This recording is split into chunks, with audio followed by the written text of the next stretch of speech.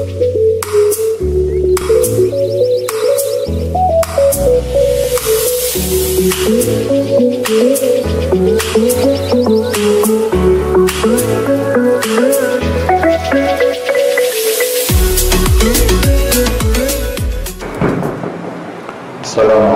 warahmatullahi wabarakatuh.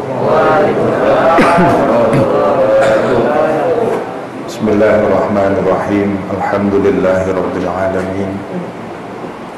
Alhamdulillahilladzi ja'ala syahra ramadhana syahra siyami wal qiyam. Wassalatu wassalamu ala sayyidina wa habibina wa syafi'ina wa maulana Muhammadin wa ala alihi wa sahbihi ajma'in. Subhanaka la ilma lana illa ma 'allamtana innaka antal alimul hakim. Rabbi shrah li sadri wa yassir li amri wahlul 'uqdatam min lisani yafqahu qawli waj'al li waziran min ahli. Amma ba'du. Ya, sama-sama kita hormati pengurus musalla Al-Falah yang dimuliakan oleh Allah Subhanahu wa taala. Bapak-bapak, ibu-ibu, jamaah salat Isya, jamaah salat tarawih yang berbahagia. Alhamdulillah, puji syukur kita panjatkan kehadirat Allah Subhanahu wa taala pada kesempatan malam hari ini di malam yang ke-18. Alhamdulillah kita bisa melaksanakan kewajiban kita, yaitu sholat Isya berjamaah, kemudian dilanjutkan dengan sholat tarawih setelah kita tadi menyelesaikan ibadah puasa kita di hari yang ke-17. Iya, betul. Tentu kita berharap mudah-mudahan semua amaliyah kita di bulan Ramadan ini diterima oleh Allah Subhanahu wa taala, mendapatkan balasan yang berlipat ganda di sisi Allah Subhanahu wa taala, dan mudah-mudahan di bulan Ramadan ini kita senantiasa mendapatkan keberkahan, berkah dalam usia kita, berkah dalam kesehatan kita, berkah dalam rumah tangga kita, berkah dalam pencarian nafkah kita, berkah dalam rezeki kita. Mudah-mudahan kita semua diberikan sehat walafiat, dijauhkan dari segala penyakit, dimudahkan segala urusan, diberikan jalan keluar dari segala kesulitan kita. Amin amin ya rabbal alamin. Bapak Ibu sekalian yang berbahagia, Allah Subhanahu wa taala di dalam hadis qudsi mengatakan, Inni u'til katsir wa arda bil yasir. Sesungguhnya aku itu ridho, aku itu memberikan banyak,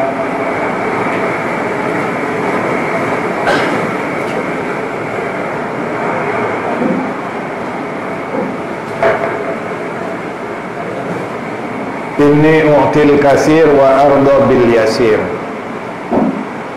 Kata Allah, sesungguhnya aku telah memberikan banyak sekali, tapi aku ridho dengan yang sedikit.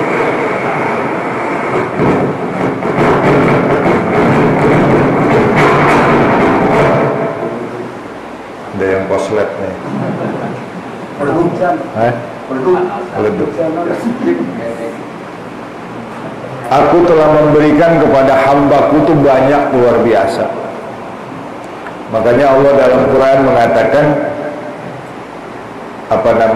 wa in ta'uddu ni'matallahi la tuhsuha. Kalau kalian tuh mau ngitung nikmat Allah, kalau kalian mau menghitung nikmat yang sudah diberikan oleh Allah Subhanahu wa taala, la tuhsuha, kalian tidak akan sanggup. Karena begitu banyaknya nikmat yang telah diberikan oleh Allah Subhanahu wa ta'ala. Betul nggak begitu? Betul. Coba bayangin aja, dari mulai kita kecil sampai setua ini kan isinya nikmat mulu. Ya walaupun ada susahnya, tapi lebih banyak nikmat apa susahnya? Susah. Dari kecil kita sampai tua lebih banyak sehatnya apa sakitnya? Sehat. Dari kecil kita sampai seumur sekarang lebih banyak enak makannya apa lebih banyak nggak enak makannya? Enak makan. malah makan melulu gitu. Benar nggak begitu? Sampai puasa aja juga sekarang nih, bulan Ramadan begini, puasanya kita ngirit banget kan. Puasanya pelit. Kenapa disebut puasanya pelit? Coba bayangin. Kita ini puasa kan kebanyakan hitung-hitungan. Begitu udah masuk waktu imsak, ya, udah masuk waktu imsak. Kira-kira nih ibu-ibu deh atau bapak-bapak dah, kalau dilihat waktu imsak udah masuk, masih ada tempe satu, dimakan nggak? Makan nggak? Alasannya apa? Sayang. Iya kan begitu? Kenapa? Karena kita menganggap yang namanya imsak itu baru suruh ditahan. Karena maksudnya waktu puasa itu mulai dari subuh. Padahal nggak begitu Bapak Ibu sekalian yang berbahagia. Mestinya ketika sudah masuk waktu imsak itu sudah stop. Kenapa masuk waktu imsak harus stop? Karena ketika kita masuk waktu imsak, itu 4 menit lagi masuk ke dalam subuh. Jadi 4 menit dari imsak masuk subuh. Cuman untuk meyakinkan bahwa betul-betul sudah masuk subuh, ditambahin lagi 4 menit. Jadi jarak antara imsak dengan subuh berapa menit? 8. Nah, dari imsak ke masuk waktu subuh itu sebenarnya cuma 4 menit. Dan itu pun kalau yang niup peluit imsak kagak kesiangan. Iya nggak begitu? Kadang-kadang kan pengurus masjid, pengurus musola berbuat masjid kan bangun, toto, ya Allah udah imsak, langsung buru-buru nyetel kaset, atau langsung ngambil mic imsak, padahal udah terlambat berapa menit. Itu artinya sudah masuk waktu subuh. Nah mestinya kan kita ini yang namanya puasa memang disuruh puasa. Apa intinya tujuan puasa? Menahan diri dari nafsu lapar dan haus. Mestinya sebelum imsak juga kira-kira 15 menit atau setengah jam sebelum imsak kita udah berhenti. Udah fokus kita menghidupkan malam untuk ibadah kepada Allah Subhanahu wa ta'ala. Cuman kan kita nunggu imsak dulu. Apalagi bapak-bapak emang lagi enak ngerokok. Bener gak begitu? Rokok masih baru sebatang, 5 menit lagi imsak. Udah habis sebatang, 5 menit lagi imsak. Nyambung gak? Nyambung. Tuh. Itu artinya apa? Puasa kita pelit bener. Mentang-mentang puasa mulai dari subuh masuk waktu maghrib, ya dipasing banget. Mulai subuhnya, mulainya subuh, benar-benar bukanya maghrib. Coba kita buka, ada nggak yang lewat dari maghrib? Ada nggak? Nggak ada. Malah beduk belum buduk ditungguin gitu. Iya nggak begitu? Makanya kan hebat orang Islam ini di bulan Ramadan takwanya tambah tingkat. Kenapa? Coba sebelum Ramadan cuek nggak sama azan maghrib? Cuek. Mau azan maghrib mau bodoh amat. Lah sekarang bulan Ramadan yang namanya azan maghrib paling ditunggu nomor 1 oleh umat Islam. Iya nggak begitu? Bahkan handphone aja sampai disetel waktu maghrib tuh khusus. Ada azan di handphone, belum ada azan di TV, belum azan di masjid, di musola. Kenapa? Untuk benar-benar ngingetin waktu puasa udah habis. Itu artinya apa? Kita puasa kita ini juga kadang-kadang kalau dilihat dari kualitasnya termasuk puasa yang pelit, ngepres bener. Mentang-mentang puasa itu mulai dari subuh sampai maghrib benar-benar dipres. Tuh. Artinya apa Bapak Ibu sekalian yang berbahagia? Ini otil kasir, aku itu sudah memberikan hambaku itu luar biasa banyaknya. Ya, begitu nikmat yang luar biasa, begitu luar biasanya apa yang sudah Allah berikan kepada kita ini. Kalau kita mau hitung, insya Allah nggak bakalan sanggup untuk menghitungnya. Semua nikmat, bahkan dalam tubuh kita ini nggak usah jauh-jauh, dah isinya nikmat semua ini. Mata kita bisa ngelihat, nikmat nggak? Nikmat. Taunya nikmat apa enggak? Mata kita bisa ngelihat, tanya sama yang belum udah nggak bisa ngelihat.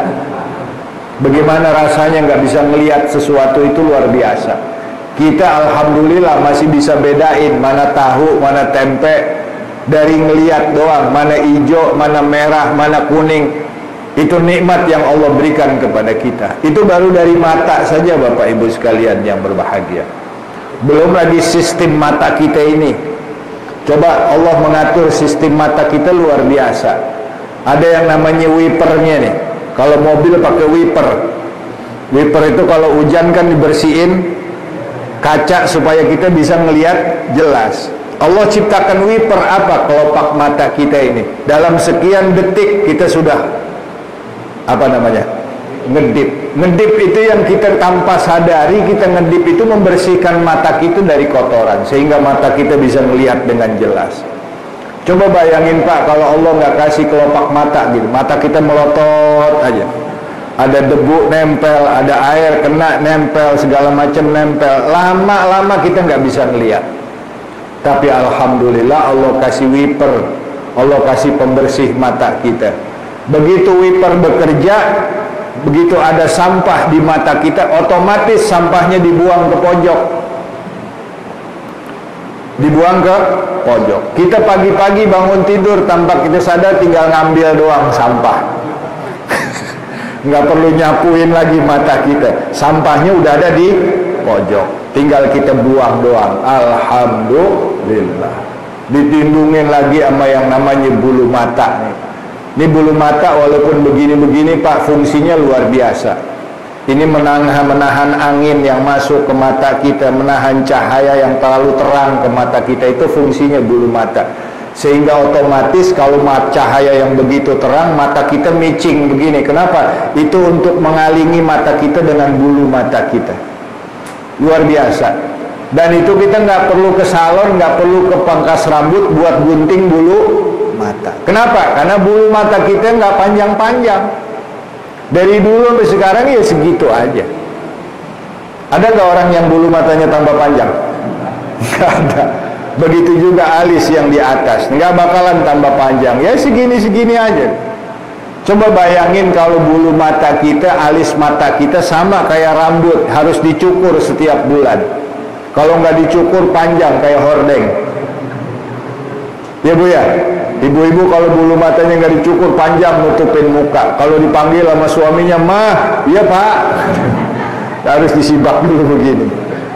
Tapi alhamdulillah ini nggak pakai dicukur. Begitu banyak nikmat yang Allah berikan kepada kita. Bagi siapa? Bagi orang yang mau berpikir.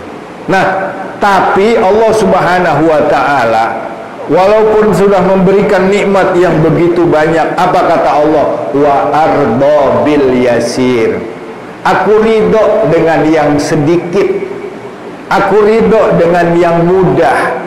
Aku ridho dengan yang ringan yang telah hambaku berikan kepadaku.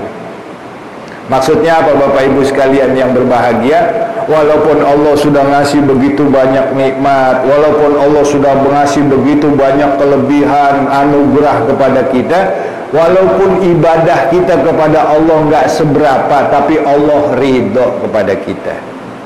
Tuh, makanya Bapak Ibu sekalian yang berbahagia, ibadah sekecil apapun jangan dipandang sepele. Kenapa? Karena Allah ridho walaupun kita ibadahnya cuma sedikit. Yaitu tadi nikmat yang Allah berikan kepada kita, nikmat makan, nikmat sahur, nikmat buka puasa, dibandingin dengan puasa kita, kira-kira banyakkan nikmat apa puasa kita, Pak? Ya puasa kita kan kualitasnya masih begitu. Udah puasanya ngepres bener dari mulai subuh sampai maghrib pas-pasan, nggak ada lebihnya barang dikit, ya Pak ya? Iya Pak? Iya nggak? Belum lagi kualitasnya kalau dalam sisi nilai ibadah kita kepada Allah. Coba saya mau tanya, kita ada nggak yang puasa di sini nih? Nih di sini nih yang semua hadir di musola nih. Ada nggak yang puasa bukan cuma puasa perut, tapi puasa mulut, puasa mata, puasa kuping? Ada nggak? Ada nggak? Ada nggak? Nggak ada. Kadang-kadang kita puasa perut doang, tapi mulut masih ngomongin orang. Ada nggak yang begitu? Yang mana orangnya? Puasa mulut doang, tapi mata enggak puasa. Ngelihat yang masih ngelihat yang diharamkan oleh Allah Subhanahu wa ta'ala. Kuping juga begitu. Itu dari nilai kualitas puasa kita saja masih jauh. Tapi walaupun begitu, kalau kita niatnya ikhlas puasa, imanan wahtisaban, senantiasa karena iman kepada Allah dan karena mengharap ganjaran dari Allah Subhanahu wa ta'ala, insya Allah walaupun puasa kita masih banyak kekurangan, mudah-mudahan tetap diterima oleh Allah Subhanahu wa ta'ala. Wa ardo bil yasir. Kenapa? Karena Allah ridho dengan yang hanya yang ringan-ringan, yang mudah-mudah saja yang dilakukan oleh hamba. Begitu juga tarawih yang kita lakukan. Ya walaupun cuma 8 rakaat, ya Pak ya, itu juga bacanya cepat. Kadang-kadang bacanya ngebut 2-3 tapi nggak pakai napas. Ada nggak yang begitu? Ada. Bismillahirrahmanirrahim. Alhamdulillahirobbilalamin. Amin. Bismillahirrahmanirrahim. Yasin. Allahu Akbar. Bacanya Yasin doang. Ada nggak yang begitu? Ada. Bahkan di Jawa Timur kemarin berapa menit tuh tarawih? Hah? Berapa? 8 menit. 8 menit. 2-3. Masya Allah, itu kayak apa? Nggak pakai napas tuh Pak. Langsam, udah kayak kereta apa? Argo Bromo. Itu. Tarawih kita masih begitu. Ya walaupun kita tarawih nggak kayak orang-orang, kan ada yang tarawih 1 malam 1 juz. Ada nggak yang begitu? Ada. Di Masjidil Haram bahkan pakai Al-Quran sekian ini hatam, 1 bulan hatam. Ada orang tarawihnya begitu. Ya kalau kita nggak pakai begitu ya nggak apa-apa. Yang penting ikhlas. Semangat kita itu yang dihitung oleh Allah Subhanahu wa ta'ala. Niat kita yang dihitung oleh Allah Subhanahu wa ta'ala. Makanya Allah katakan wa arda bil yasir. Mudah-mudahan ibadah kita walaupun yang ringan-ringan, yang gampang-gampang, yang enteng-enteng, mudah-mudahan semuanya Allah ridho dan menerima apa yang kita lakukan. Makanya Bapak Ibu sekalian yang berbahagia, di dalam sholat witir itu terakhirnya ada doa yang bunyinya Allahumma Rabbana taqabbal minna sholatana wa siyamana wa qiyamana wa ruku'ana wa sujudana wa takhasyu'ana wa tadarru'ana wa ta'abbudana, ditutup dengan kalimat wa tammim taqsirona. Ini kira-kira paham gak artinya nih? Artinya tahu nggak? Enggak. Allahumma Rabbana, ya Allah, taqabbal minna, terimalah dari kami. Terimalah dari kami. Apa? Sholatana, sholat kami. Wa siyamana, puasa kami. Wa qiyamana, berdiri kami. Wa ruku'ana, rukuk kami. Wa sujudana, sujud kami. Wa takhasyu'ana, upaya kami untuk khusyuk. Wa tadarru'ana, upaya kami untuk merendahkan diri di hadapan-Mu ya Allah. Wa ta'abbudana, upaya kami untuk beribadah, menghamba kepadamu ya Allah. Ditutup dengan kalimat wa tammim taqsirona. Artinya sempurnakan ya Allah apa-apa yang kurang dari ibadah-ibadah yang kami lakukan. Tuh maknanya. Pertama, kita minta diterima amal ibadah kita. Apa maksudnya ketika kita bicara Allahumma Rabbana taqabbal minna, ya Allah terimalah dari kami? Maksudnya mudah-mudahan Allah menghadapi ibadah kita ini dengan rahmat dan kasih sayangnya, bukan dengan maha adilnya Allah Subhanahu wa ta'ala.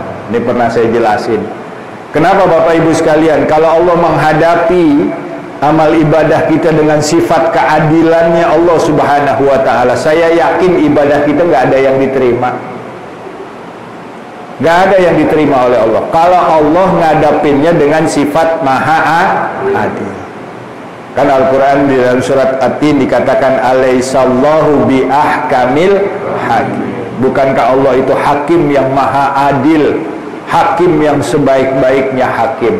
Kenapa? Allah, kalau Allah sifat adilnya itu Allah teliti, satu persatu diteliti oleh Allah Subhanahu wa ta'ala. Maka itu tadi, kalau Allah menghadapi amal ibadah kita ini dengan sifat keadilannya, saya yakin semuanya nggak ada yang diterima ibadah kita, Pak. Dari mulai niatnya diperiksa, kita bener nggak nih niat mau sholat taraweh? Jangan-jangan kita niat sholat taraweh karena ada mertua kita di musola. Ada nggak begitu? Jangan-jangan kita niat para sholat taraweh karena ada pacar kita di musola. Betul nggak begitu? Bisa nggak begitu? Bisa. Kalau dari situ gugur niat kita. Kalau sudah niatnya saja sudah gugur, bagaimana amal ibadahnya yang lain mau dihitung? Niatnya saja sudah gugur. Ada yang benar niat dari rumah mau ke musola, mau sholat taraweh, tapi di tengah jalan ketemu teman segala macam, niatnya berubah lagi. Nah, ini kadang-kadang kalau kita niat diperiksa oleh Allah Subhanahu wa taala akan repot. Itu baru niatnya, belum ibadahnya, belum sholatnya. Coba sholat kita, khusyuknya berapa persen? Ayo, khusyuknya berapa persen? Ada yang sampai 100% khusyuk? Enggak ada. Kalau Sayyidina Ali saking khusyuknya sholat subuh, Allahu Akbar, ditusuk oleh Ibnu Muljam. Enggak ada teriak au gitu, enggak. Malah beliau enggak sakit. Itu ditusuk dengan pedang ketika Sayyidina Ali dalam keadaan sholat subuh. Bahkan para sahabat lain ketika ditusuk oleh orang lain, ditusuk dengan pedang, enggak mau dicabut. Kenapa? Karena kalau dicabut berasa sakit. Nanti tunggu saya sholat dulu, nanti begitu saya sholat tolong cabut. Kenapa? Karena kalau sudah sholat dicabut nggak berasa sakit. Saking apanya tuh? Saking khusyuknya, hilangnya dirinya di hadapan Allah Subhanahu wa ta'ala. Coba bandingin sama kita. Kita sholat digigit nyamuk aja ngomel. Iya nggak begitu? Nyamuk, gasruk, garuk sini, garuk sono tuh. Baru nyamuk, belum pedang. Itu dari sisi kualitas khusyuk kita. Malah kadang-kadang kita sholat khusyuk kita masih jauh banget dari, ya Bu ya, ya Bu. Ada ibu-ibu di rumah sholat isya, sholat maghrib bareng nonton sinetron. Lagi asik nonton sinetron azan maghrib, ya kan begitu. Mau ditinggal sholat takut sinetronnya ketinggalan, mau terus nonton sinetron maghribnya habis, kan begitu. Jalan tengahnya bagaimana? Dia wudhu, diambil mukena, diambil sejadah, digelar depan TV. Begitu sinetronnya iklan, dia sholat buru-buru, Allahu Akbar, bot, selesai, lanjut nonton sinetron. Ada yang begitu, Bu? Ikatan cinta. Oh, ikatan cinta berapa ya sekarang? Bimbang sama sinetron. Ada lagi yang udah masak siang-siang, bimbang sholat johor. Masakan udah matang di atas meja, dia mau sholat johor. Kalau ditinggal takut kucing naik. Akhirnya apa? Jalan sedadanya samping meja, sambil jagain makanan. Begitu lagi sholat, bener kucing naik. Begitu rakaat kedua, kucing naik. Bagaimana caranya ngusir nih? Nah, dicari surat yang bisa ngusir. Apa? Qul a'udzu birabbin nas. Malikin nas. Nasnya dikencengin supaya kucingnya kabur. Ada yang begitu, Bu? Ada, ngaku aja daripada benjol. Nah, itu kualitas ibadah kita. Belum sedekah kita, belum zakat. Wah, kalau mau diteliti oleh Allah Subhanahu wa taala satu-satu dipretelin. Sekali lagi saya yakin nggak ada amal ibadah kita yang diterima oleh Allah Subhanahu. Makanya doanya taqabbal minna, ya Allah terima. Apa maksudnya terima? Hadapi amal kami ini dengan sifat Rahman dan Rahim-Mu. Maha pengasih, maha penyayang, yang maha mengerti tentang keadaan hambanya, yang maha tahu tentang kondisi hambanya. Makanya ya Allah terimalah walaupun tarawih saya begini, terima ya Allah walaupun sholat saya masih begini, terima ya Allah walaupun puasa kami masih begini. Ditutup dengan satu kesimpulan, wa tammim tafsirona, sempurnakan ya Allah kalau masih ada kekurangan-kekurangan dalam ibadah kami.